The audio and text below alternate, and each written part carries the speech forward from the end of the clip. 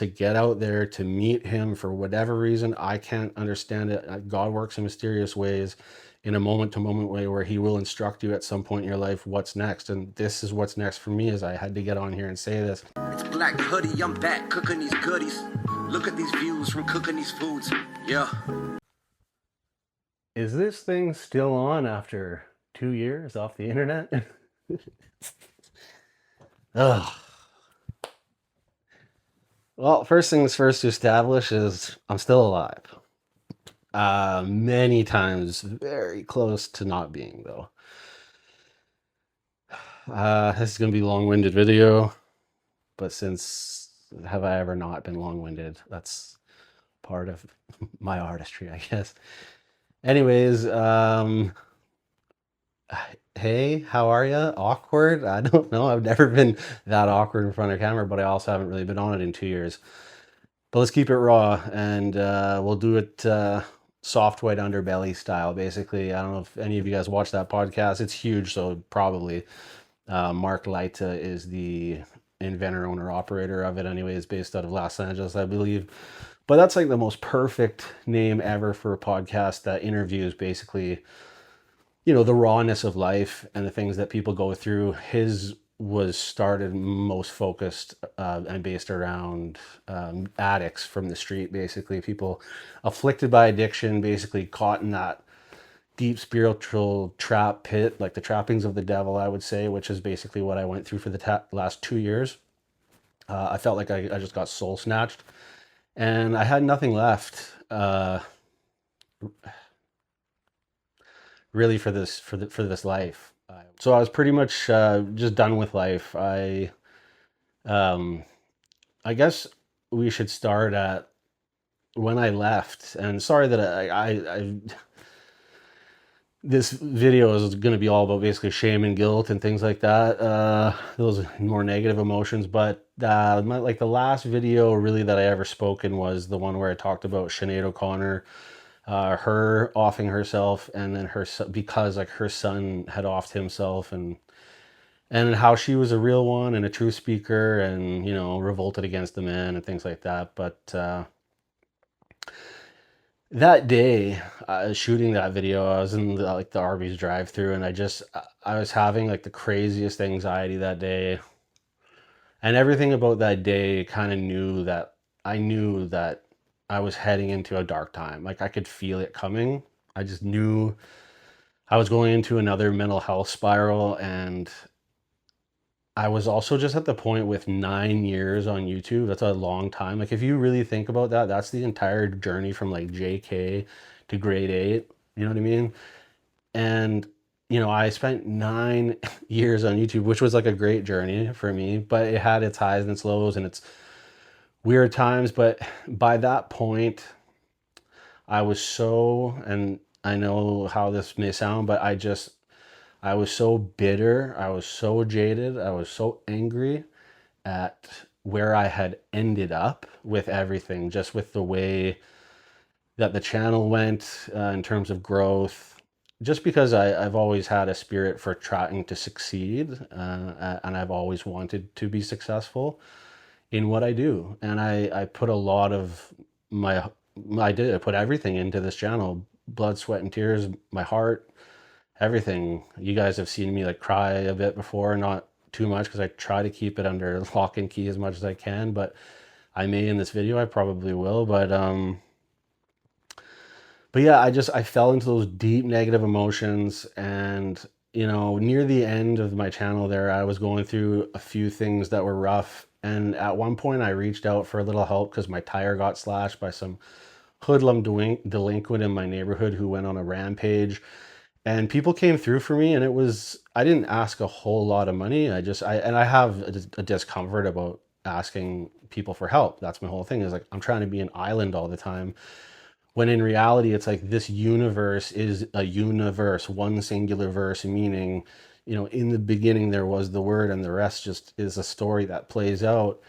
But we are all part and parcel of the unified verse, the one verse, the unified field, and we all need each other to make the world go around. It's like we need everybody, the artists, the plumbers, the you know, the helicopter pilots, the nurses, everybody is required because we all come here, I believe, with a role to play. And at that time, basically, I was just done with my role. Like I just couldn't believe in my role as Black Hoodie, as any of it anymore, because the financial side of things just were not making sense. And so on around that time when I did reach out and ask for help, I had all these naysayers about that, and people attacking me, and people in my inbox, and my people, just nasty people messaging me, trying to get at me. And it all came to a head. I was just tired from creation, like creating content. Every artist or every human goes through burnout at some point. Every career takes a dive at some point. You're eventually going to lose interest in that thing that you've been doing, especially when it's not manifesting into what it is that you want it to manifest into, and there's like a block there.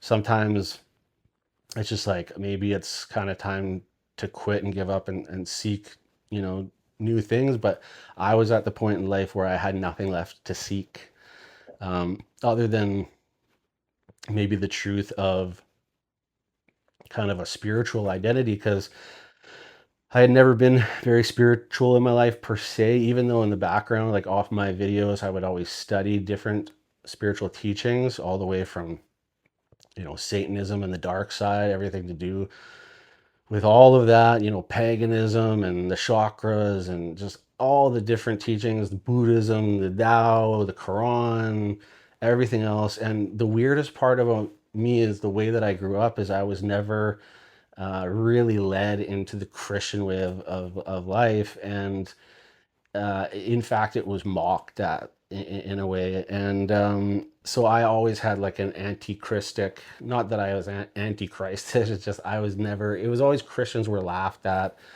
And yeah, and so I was never of that nature because I just never really looked into it. And then when I stepped away from my channel, things got so dark for me, basically because I no longer had any purpose. Um, uh, and when you feel like that, you're just ready to give up on everything, because it's like this recurring theme of life where I had been, everything I had ever chased in my life, I never, like, I kind of got there, but I never got there to where I felt truly satisfied. And that's a voracious appetite thing. That's a life chasing the carrot type thing. And I know that life's just a moment to moment journey, and we need to be grateful for everything that we have in those moments. But I got to a place where I was just left, just so lost and directionless, soul searching for whatever's next. But in that time, I had nothing. There was nothing left. I didn't have I couldn't see a way financially to pursue any of my dreams anymore. Everything I had in terms of money was just basic survival.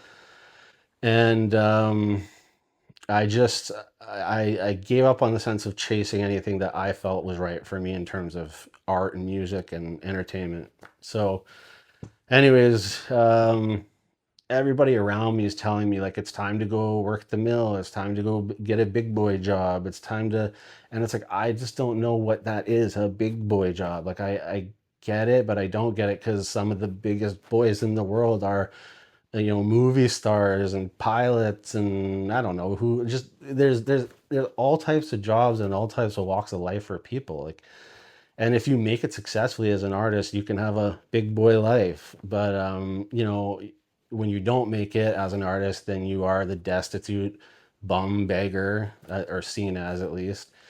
But it's like artists need the help of their audience. They need the people to fuel their fire. They need the people to believe in them so they can believe in themselves, so they can have the resources to go execute the things, to make the music, to make the art, to give back to the world, so that the world can appreciate that art, be moved by it, be inspired by it, take it in, listen to their music on their jog, etc., etc., etc. Watch Netflix when they go home. Like when the mechanic's wrenching on the car, he's got the radio blasting, like, so we all need to appreciate each other. But I have been essentially a failed artist, my entire life in a way, and I've always had to do supplementary income things, right? I have to work in all these different jobs just to pursue the art. And that's the artist play. And anybody on the other side of the screen like me, like, you know what it's like. And it's harder than winning the lottery almost. So anyways, I got to that point where I just was done. I was completely done with life, with creating. And I just, the mental pain of that,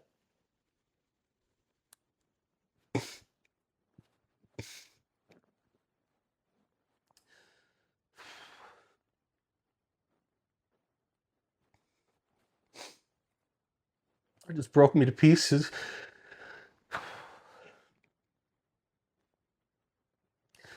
And my heart was broken.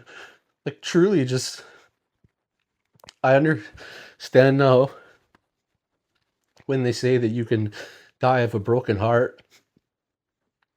My heart was absolutely shattered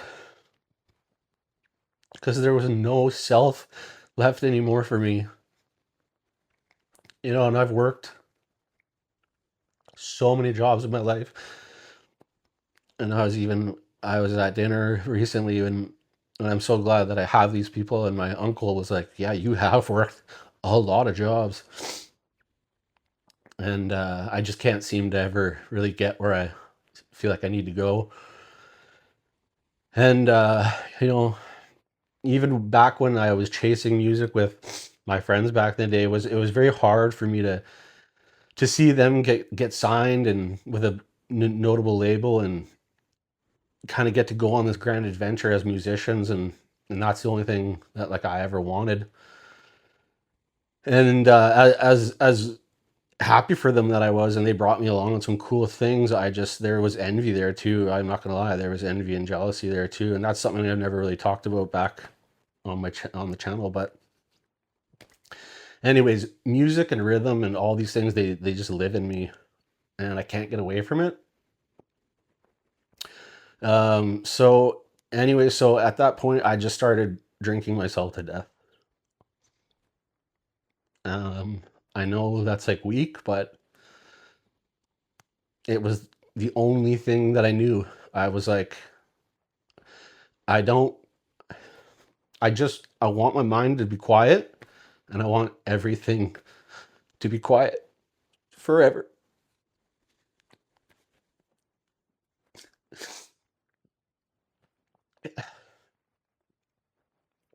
And so that's what I did. I just started hammering the bottle as much as I possibly could, just to not think that I would, to not be alive. And you know, I would just keep waking up. I'd keep waking up in the morning, and I'd go, why? There's no reason for this. And then so I would, you know, I'd try to do good, responsible things, and I'd, you know, try to be a decent human being. But at the same time, it was like I was on autopilot. It was like possession. I would say, like, today's the day where I quit. Today's the day where I clean up. Today's the day where I stop. And then next thing you know, literally, it's like watching yourself from a third person view go destroy yourself. It's like you can't even, you're not even in control, and all of a sudden you find yourself back in the liquor store picking up another bottle just to imbibe that libation again. And, you know, here comes that serenity, that calm, that peace, which isn't really peace, it's just that numbing effect. And yeah, that just went on for so long, and I don't even know how I survived it. There were so many days where I would just be this close to death, and every time I kept pulling through. I kept pulling through, and I was like, well, I must have like a higher calling. I must have a higher purpose of some sort if this is the case, because there's no reason I should still be alive. Like, it doesn't make any sense. So in the midst of this struggle, of this cyclical, and then I would pull myself out, and I'd get like a week of just being normal, because I was white knuckling that shit like so hard. I was just like, okay, I just gotta get it together, and there is still hope, and I'll be a I'll be able to find my way again. I'll be able to find a reason to be. And and then I would slip back in. And all of that felt like, if you believe in it or not, but for me, it was spiritual warfare. I was just being attacked. And I know that sounds like schizophrenic or whatever. It's not. It's just like, if the spirit realm is real and the devil's real, he's found in substances like that, and certain drugs and alcohol and all these things, all these afflictions. And for me, it's always been, and I'll just be honest, it's been alcohol and other things in the past, but my two main ones are lust and alcohol. And I mean, back even when I looked on my channel, and that's another thing that happened to me at that time too, when I stopped everything, I looked at my channel and I was like vainglory, gluttony, um, vanity, like all these, well, that's vainglory, but all those trappings, right? And then I started seeing how the world works, and I started seeing everybody on social media, like, we got Bonnie Blue out here arranging 1,000 men gangbangs, and we have this Sophie Rain girl who's barely 18, and all she does is just kind of do this in a video, and she makes $90 million a month. And I just started to see like the wickedness of this world in a sense. And then I started to see like the wickedness of myself in giving to that world in a way on with my channel, even though I was pretty like just trying to share my stories and cook and be like, not too, I've been explicit and stuff like that, but I don't know. I was overcome with this self disgust, and that started eating me alive too. So I started to really hate myself, and maybe that's a trick of the enemy, is to get you to hate yourself, to not see that the value in yourself.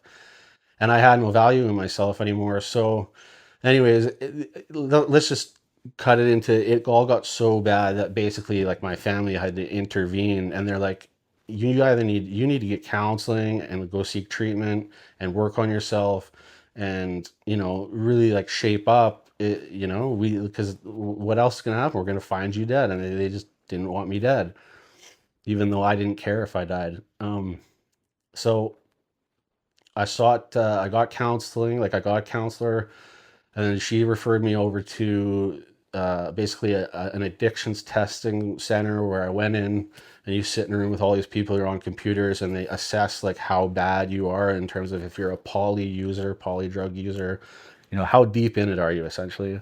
And mine came back that it was like, yes, you have a problem, but like at the same time, there's the beds for the inpatient, and that there's people who are way worse than you that definitely need it. And you could probably stand to do well with an outpatient.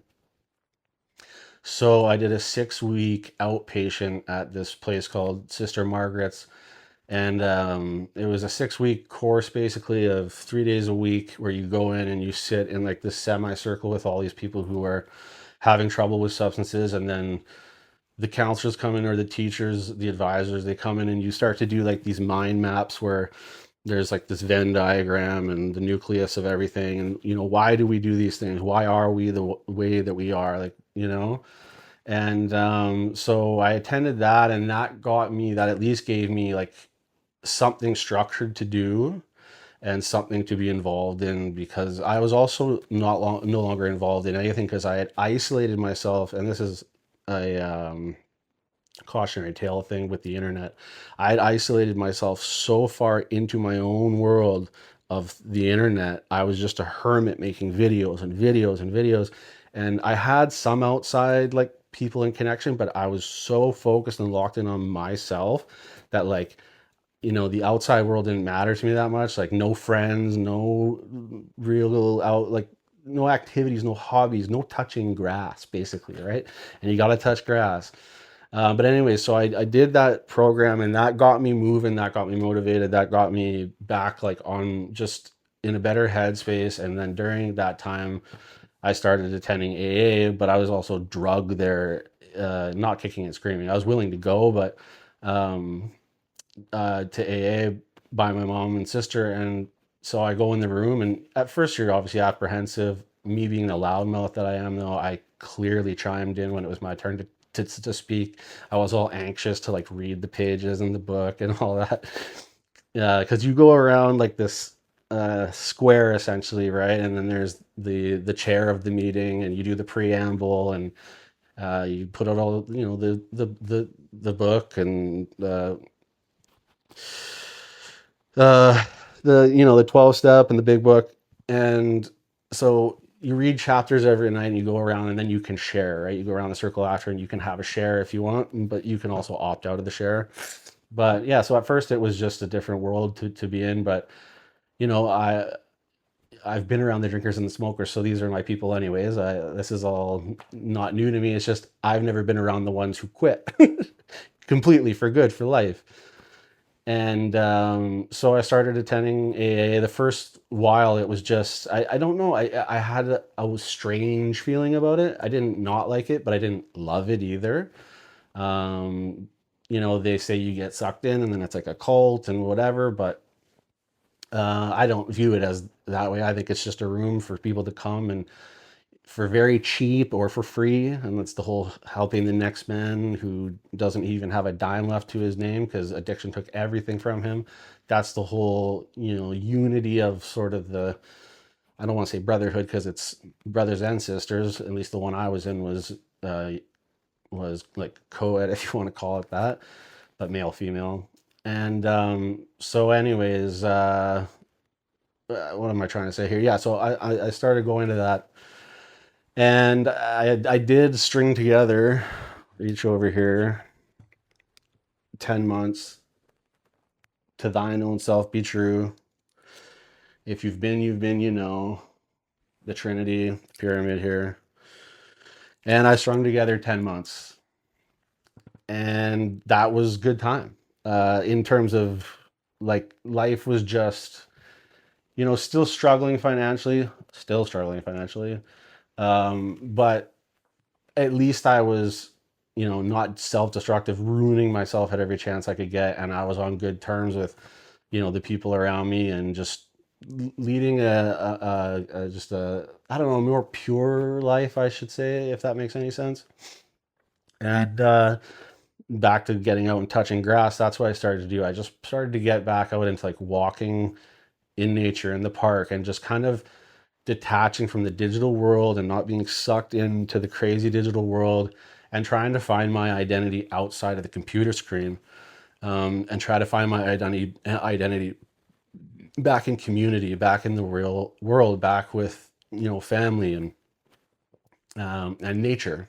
And nature was very healing for me, like just walking quiet, thinking about what's next for me, and but really being obsessed with God. And so God's not a huge topic in my family. Everybody's pretty scientifically minded, and I have my scientific ways about me too, but I am spiritual at the end of the day. Or at least I grew to be. And I just started becoming obsessed with Christ. um, because in all those dark moments, in those dark days where I was wrestling just those demons of waking up feeling terrible from having drank, and I started like getting on my knees in penance, repenting, crying out to the only thing I had left, because I tried medication, right? I tried everything, scientifically speaking, and the only thing that ever got me into any sort of cleanliness was finally just crying out to Christ. And it wasn't, I'm not going to say it was immediate, but it was the thing that got me moving. And then it started into like a prayer life, which I established with him. But this is all in secret from my family. So I feel trapped in that way now. So now I'm stuck there in like this spiritual secrecy with who I know to be my loving God and that's Christ.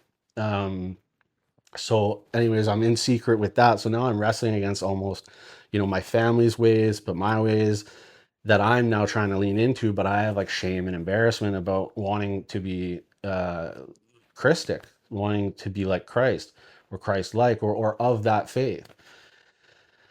And then so that almost led back into more like wanting to just drink because I want to hide away again. But I kept like rebuking that in a sense, and just kept on that path with him. And then so I've always written music, and now I'm starting to get these downloads essentially of these songs, but it's all for Christ. It's all Christ centric. It's all God centric.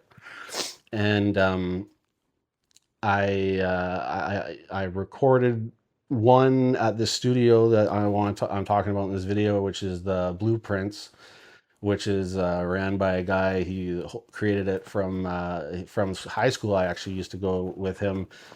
He built it all out, and it's like state of the art. It's the craziest place ever in terms of like what I've ever seen in my city of Thunder Bay. But I went there and I recorded the song basically for God, for Christ, and it's unfinished. I still have to get the rest of it out, but I still owe a fee, and I don't really have the money to pay for it. But that's my whole thing, is like I want to get back in the studio. I want to create, and I want to give my artistic and musical mind to God, to glorify Christ. And that's part of the reason why I'm making this video, is that I am asking for, in this GoFundMe fundraiser, for help from anybody on the other side of the screen. If you've never watched me, or you have watched me, to consider helping me out in this next journey. And another part of this journey is that there's a pastor named Mark Hughes, which is my dad's cousin essentially, and he's a pastor at the Church of the Rock of Manitoba.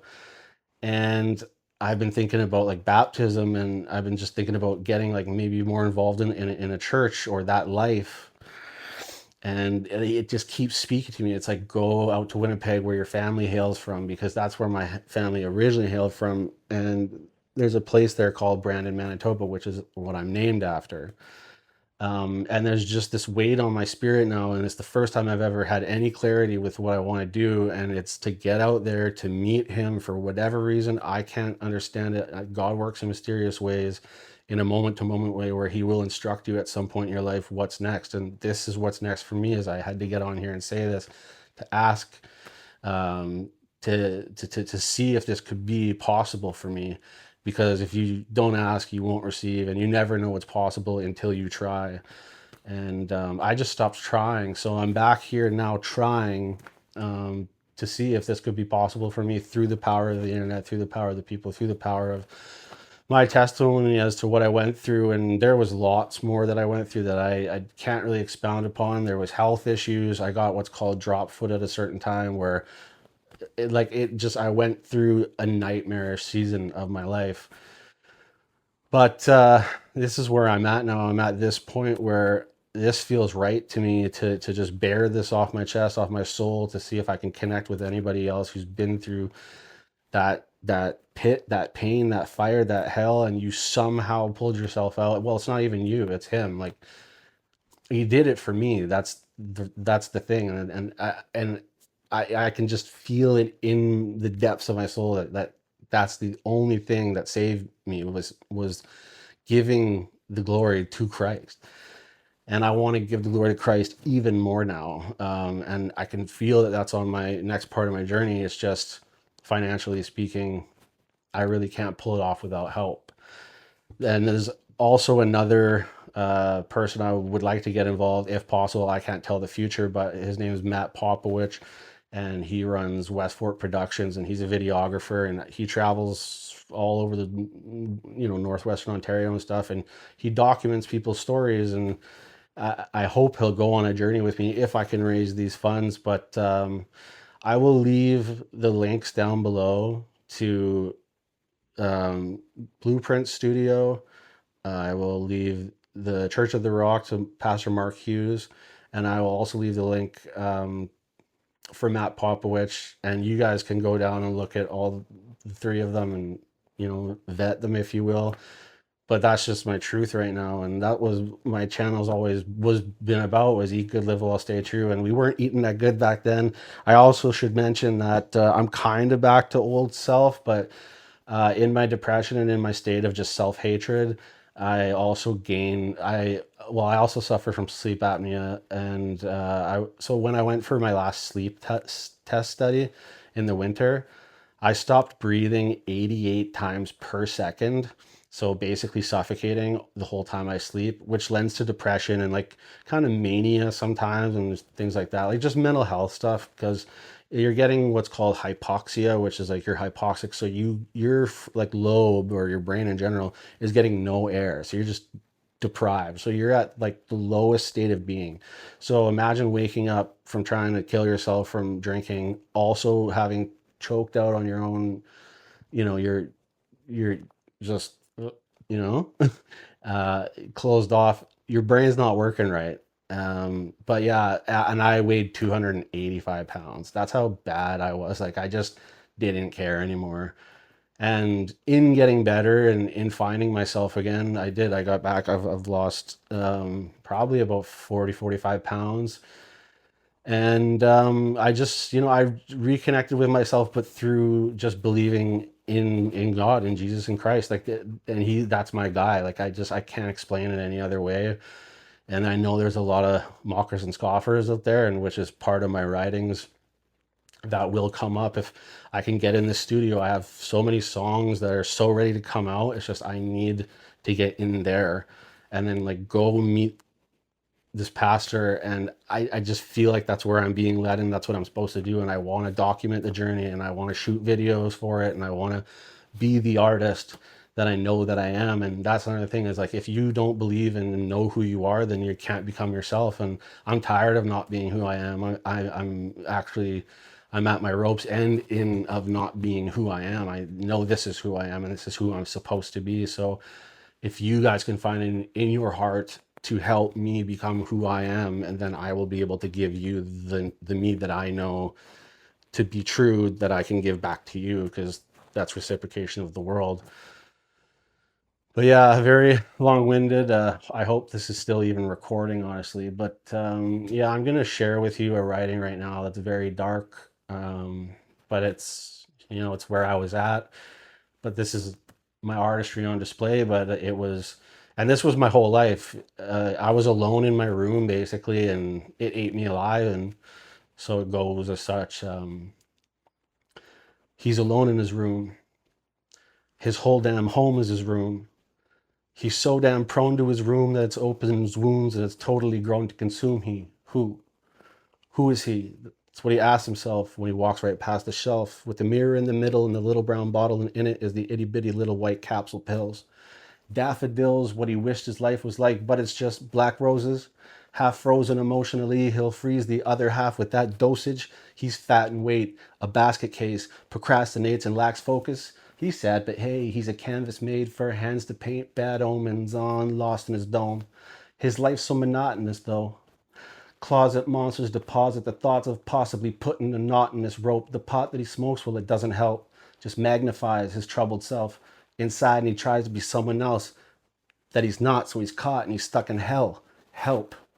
Compulsion, addiction, I'm sick in the head. Doc said he could fix it with meds. Instead, I sink further and deeper. I'm hurting these people around me, surrounded by guilt, and I've let this infectious disease manifested in me get the best of my demons. It affected my breathing. Now I'm wheezing, gasping for breath, and I'm asking for death, and I'm slashing my flesh, and this bathtub's a mess because I let the stress just stack up and press until it overflowed.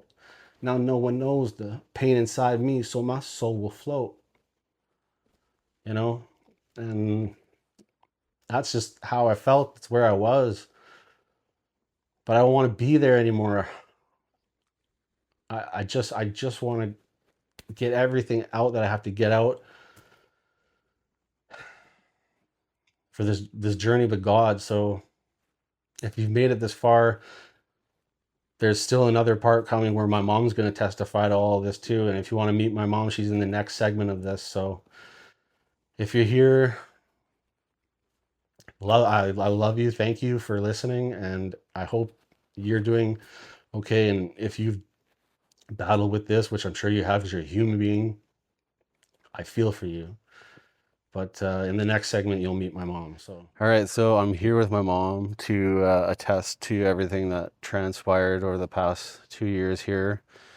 Everything I went through with all this addiction, and I mean, really close to like homelessness a few times, walking me down to social services to get on like ODSP and social assistance, which was not my proudest moment because I've been so just lost, I guess, in life with not knowing what my purpose is and trying to find my purpose again. So here she is to attest to the fact that she sat outside of an AA meeting on my 37th birthday, was it, that you guys took me there? Mm-hmm. But so what was your kind of experience over the last 2 years? Pretty hellish, yeah? Yeah, it was very hard and very sad to watch you going through what you went through. They went right into the ditch in life, and you're getting back up now, but for 2 years it was very bad.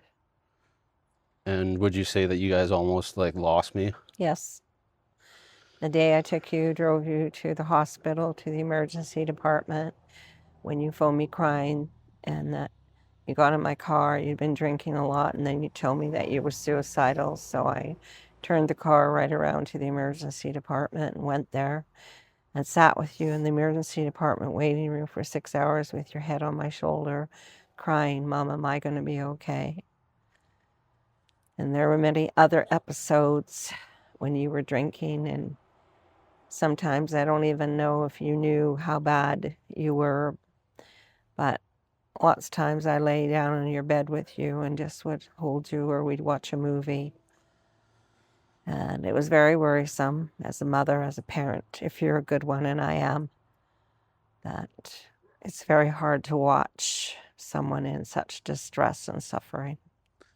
And would you say that was due to the fact that I know I have this, I don't know, maybe these kind of musical abilities or this gift to speak or entertain, and I feel like I wasn't maybe allowed to be who I actually am anymore, and people were telling me to go in different directions that don't suit me, and that I was maybe in like a season of darkness trying to come out of a pit to almost find who I am again? Like, would you agree to that? Yeah, I would, and it was frustrating because I knew you had all this talent in you. And when you have all this talent in you and you don't have a pathway Or the resources? out of it, then it's very frustrating and very difficult because it builds up like a bad pimple inside you and festers. And then eventually explodes and you try to drink yourself to death, basically. Yeah, you use alcohol to cope. What happened with me, at least. Not drugs, but alcohol is a drug, but Right. you did not do hard drugs or anything like that, but you definitely had a problem with alcohol, using it to cope. So medicate yourself to the point of... Do you recall the night where I came to your house and spoke with your friend on like a live feed, and we did like prayer and everything? Yes, my friend Lorraine and her husband. Who also just went through a cancer battle, and he came out of that, right? Yep, he seems to be fine as far as I know. But they're pretty devout in, I believe, Christianity, yeah? Yes, they are. They're both pastors. And that night we sat and basically they prayed over me and tried to like pull me out of maybe the darkest time, right? Yes, they did. Yep. And would you say this runs though in our family, that this is something that we're sort of susceptible to, and that it can be pretty common in other people, and people need to find... What are you talking about? Alcoholism? Well, just I guess alcoholism or addiction kind of in general. I Yes, guess we have it on both sides of the family. Can be genetic. And would you say that I've been in like a transitional season where I've been yearning for a new journey to get out to somewhere else to sort of move on with my life? Yes, you have, Brandon. You know that you've lost a lot of weight, albeit on Ozempic, which is fine. You've been walking a lot. You've been swimming. You've been doing a lot of work at your sister's home for her. You've helped me out greatly. Your sister has a new dog now that you've helped out with, and she loves you. She's sitting here with us. And you're trying to get yourself out, as I call it, being in the ditch. You're on your path, and then you're on the ditch, or in the ditch. Or the other thing I say is the caboose. The train was off the tracks for a while, but it's back on, and boy, what a caboose. That's my little sense of humor, everyone, because I have a sense of humor. This is her moment, her Mm-hmm. Katie Couric, Yes, Walters. yes, But you love talk shows, yes, I do. and you've always kind of wanted to maybe even do your own, but maybe this will lead to that. Never know. Well, yeah, anyways, I just wanted to kind of get you on here to confirm everything, because there's a lot of skepticism and naysayers on the internet. But the people of my channel know I've always been, for the last 9 years, I've been entirely real and sharing my life with them. They've seen my journey from all my debaucherous Toronto days and up until coming back to Thunder Bay, and kind of knowing that I was back here for a reason. But at some point I got, very down in the fact that there was I didn't know what to do with myself in this city, I guess. Well, you had depression. And depression and alcohol, that's what you do when you've tried so hard at something with your channel and everything, and it didn't go, and you get down on yourself, and you just like, what's next? Like, what happened here? Yeah, I honestly felt like a soulless zombie just wandering around, having just lost in directionless, not knowing, like. So then what you did is you started drinking, because I know when I was in my depression, I used alcohol to cope. And alcohol and drugs, people use it for different reasons. They use it because, number one, they're alcoholic. Number two, they use it to cope. 3, to medicate. 4, to just get high. And 5, just because they like the taste of it. I know all about it. And alcohol is very cunning. But Brandon hasn't been drinking. He's been going, he was at AA, doing really well, and he's lost 40 pounds on Ozempic, and he feels a lot better. He looks a lot better. Pardon? And diet and exercise too. And diet and in exercise combination too, yes. And I also did that program at St. Mark's there, and that kind of helped for a while. That was when I had like my best. I think that was like when I was kind of in the Margaret Smith Center. Yeah, doing my outpatient stuff there. I think that was a time when I was really in quite a decent pocket of time, because that gave me something to kind of go work on myself. So yeah, well, you're taking positive steps, because when you're doing negative things, you have to replace the negative things with positive. And this is what you're doing now by doing this. Yeah, I just want to really get back in the studio and YouTube channel. You're telling people that you've had a rough go of it for a couple of years and things are getting better, but you wanted them to know that where you were and what happened. Because here's the thing, your story may help somebody else. And would you see it as beneficial for me to be able to get back to making music, do you think? Do you think that would kind of put me back on? Yeah, I do. I honestly do, because you have it in you. And when you have that in you, that creativity, you have to get it out, or you just... Well, for me, I go crazy. I can't, it's my therapy, it's my medicine. Like, that's what I would rather use to soothe who I am than to turn to the bottle, So that's kind of, I just wish I could express myself in a professional setting and make all this stuff that resides in me and then give it to the world, right? Yeah. But I've been so trapped in nothingness that I haven't been able to do so. Well, and that's why I'm making this video, though, as a sort of a plea to my people, as a fundraiser, which I never feel comfortable about asking for a bunch of people to to donate money. But at the same time, it's like, as everybody in the world, we all need each other, right, to make the world go around. That's how it works. Well, Robert Frost is my favorite poet, and he says, and I quote, "We're not here to see through one another, but to see one another through." And I try to live by that, help people. Yeah, I'm the same way. Like, we're both the type of people who actually, as people who don't have a ton of money, we are both the ones who will hand money to people outside the store who are in complete destitution, or, just lend a helping hand where you can. Even the other day when we had the tire blow and nobody was stopping, And Yeah. then that one lady stopped, and I was like, "Oh, you're the type of Canadian and human I remember that used to exist."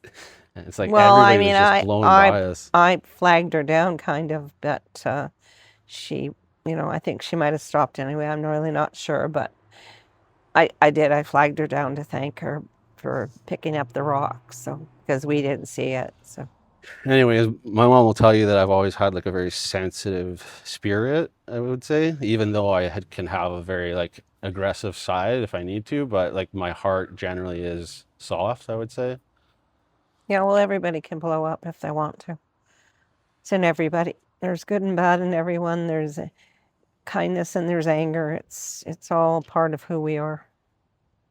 Yeah, I guess I've been having trouble accepting the shadow side of myself, maybe is something that I've been wrestling with, which also kind of attributed to my downfall in a sense. I felt so awful as a person sometimes that Well, you felt like a failure, Brandon, because it didn't go the way you wanted it to go. You got really down on yourself, and that's what happened.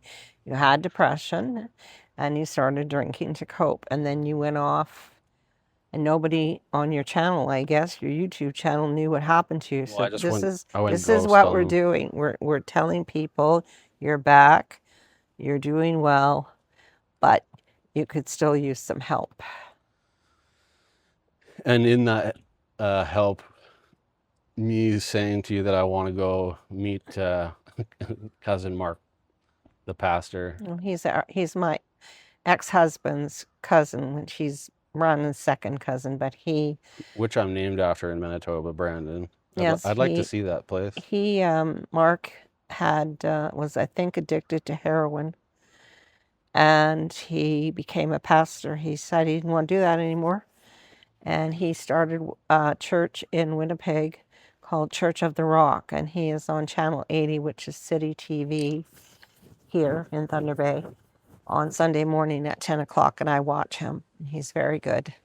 He says I'm not the big minister or pastor that has a plane and a big house everywhere, and I'm just me. And he's a really good guy. So I think Brandon would like to go see him. So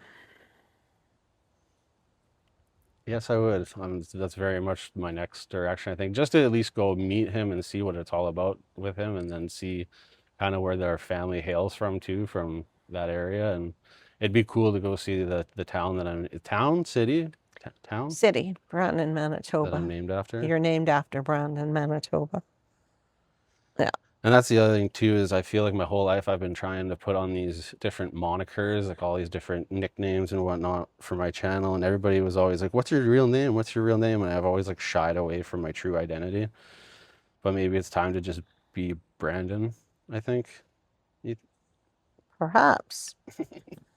I don't know, just the thought for me, even though it's fine to have nicknames and monikers, but artist names, we all have to. But at the same time, I just feel like I've been running from maybe myself my whole life in terms of that. Publicly speaking, I guess, is what I would say. But Yeah. anyways, I guess I have to thank you for doing this with me, even though it just randomly, like divinely transpired, I would say. It just kind of happened out of nowhere. Just by happenstance, you were here tonight, and then Yep. now this is kind of Looking after your sister's dog. occurring. And Well, she goes to a party. all right, well, I guess we'll wrap that up here, and thank you, and I love you. Okay. Love you too.